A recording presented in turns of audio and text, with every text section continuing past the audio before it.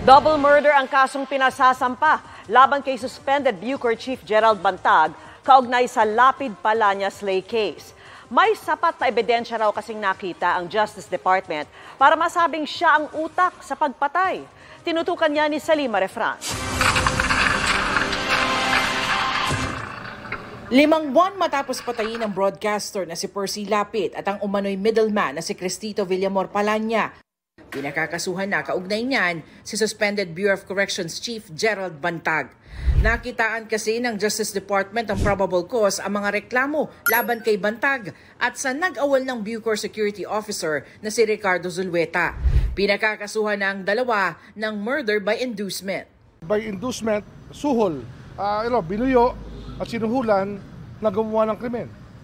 Binuyo at sinuhulan, nag-alok ng pera para gumawa ng trabahong masama ang mga salarin na pumatay sa mga tao. Pinakakasuhan naman ng murder by direct participation ang nagpakilalang gunman sa pagpatay na si Joel Escorial na kinontrata raw ni Villamor Palanya mula sa Bilibid para itumba ang broadcaster.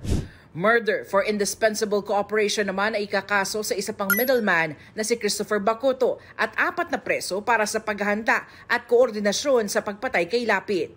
Para sa pagpatay naman sa middleman na si Villamor Palanya sa pamamagitan ng pagsaklob ng plastik sa ulo, pinakakasuhan ulit ng murder by inducement sina Bantag at Zulueta, gayon din ang mga presong sina Alvin Labra at Aldrin Galicia. Murder by direct participation naman ang kasong isasampa sa 6 na presong pumatay kay Villamor Palanya.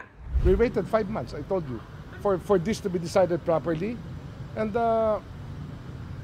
it's a case build-up. It's how justice should be served. It should be served in a logical manner. This is the evidence. Just follow the evidence. I think that if there is a resolution for the filing of a case, it's because the panel of prosecutors have evaluated the evidence and they believe it to be sufficient to convict a person charged with the crimes.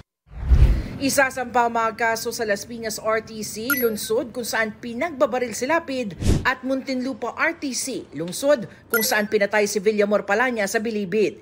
Ikinatuwa naman ng pamilya mabasa ang resolusyon ng panel of prosecutors. Hopefully the wheel of justice will already start to turn. We will expect some delay tactics pa rin dyan. Kasi baka pwede pa nilang motion for reconsideration.